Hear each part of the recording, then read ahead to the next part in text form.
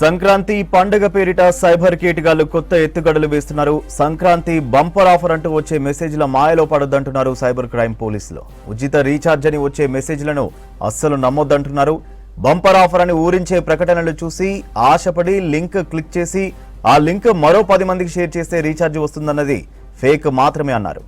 Link click చేస్తే వచ్చేది recharge కాదు, మాల్వేర్ అంటూ హెచ్చరిస్తున్నారు. అత్యాశకు వెళ్లి సైబర్ మోసాలకు గురి కావద్దంటున్నారు. డిజిటల్ మోసాలపై ఆందోళన చెందకుండా అప్రమత్తంగా ఉంటూ వెంటనే 1930 నంబర్కు కాల్ చేసి సైబర్ క్రైమ్ పోర్టల్లో ఫిర్యాదు చేయాలన్నారు పోలీసులు. ఇదే విషయంపై డీటెయిల్స్ ధనరాజ్ లైవ్ లో అందిస్తారు. ధనరాజ్, సంక్రాంతి సందర్భంగా సైబర్ క్రైమ్స్ అప్డేట్స్ ఏంటి? సంక్రాంతి పండుగ పేరిట చూసినట్టయితే కూడా ఇటు సైబర్ నేరగాళ్ళు కొత్త ఎత్తుగడలు వేస్తున్నారు. గతంలో చూసినట్టయితే కూడా ఇలాంటి పండుగల పేరిటనే కూడా చాలా వరకు వివిధ రకాల ఫిర్యాదులు వెల్లువెత్తాయి. కొంతమంది బాధితులు కూడా మోసపోవడం జరిగింది. అయితే ఇప్పుడు చూసినట్టయితే ఈ సంక్రాంతి పండుగ సందర్భంగా చూసినట్టయితే చాలా వరకు కొంతమంది వివిధ రకాల సంబంధించినటువంటి సైట్లు కావచ్చు, వెబ్సైట్లలో వాళ్ళు భారీ ఎత్తున డిస్కౌంట్ల పేరిట చూసినట్టయితే భారీ ప్రకటనలు చేస్తున్నారు.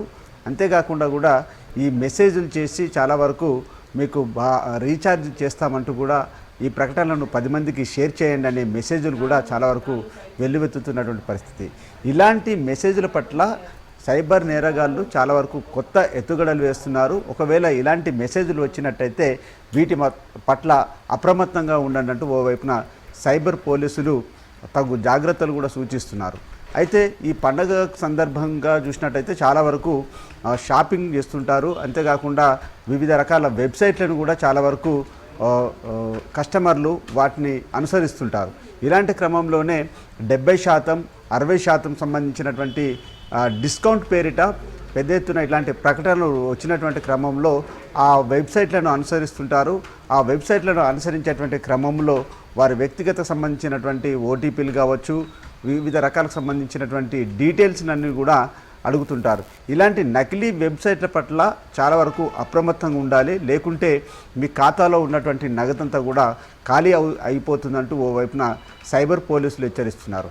మరోవైపున చూసినట్టయితే ఒక మెసేజ్ను చాలామంది అంటే 10 మందికి షేర్ చేసినట్టయితే మీకు రీఛార్జ్కి సంబంధించినటువంటి ఆఫర్ వస్తుంది, ఆ ఆఫర్ను మీరు ఉపయోగించుకోండి అంటూ కూడా ఓవైపున ఇలాంటి మెసేజ్లు వస్తున్నాయి. ఇందులో చూసినట్టయితే ఇలాంటి మెసేజ్లు క్లిక్ చేసినట్టయితే అందులో ఉన్నటువంటి మాల్వేర్కి సంబంధించినటువంటి ఒక సాఫ్ట్వేర్ మన ఫోన్లోకి ఇన్స్టాల్ అవుతుంది. మన వ్యక్తిగతకు సంబంధించినటువంటి సమాచారం కావచ్చు మొత్తం అంతా కూడా సైబర్ నేరగాళ్ళ చేతిలోకి వెళ్ళిపోతున్నటువంటి సిచ్యువేషన్ ఉందంటూ ఓవైపున పోలీసులు హెచ్చరిస్తున్నారు. ఇలాంటి సైబర్ నేరగాళ్ళు రకరకాలకు సంబంధించినటువంటి కొత్త రకమైనటువంటి ఎత్తుగడలు వేస్తున్నారు.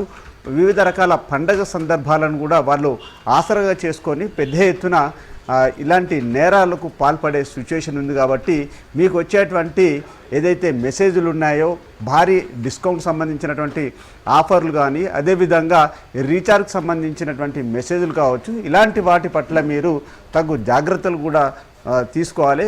ఏదైనా మెసేజ్ వచ్చినట్టయితే మీరు ఒక క్షణం ఆలోచించండి.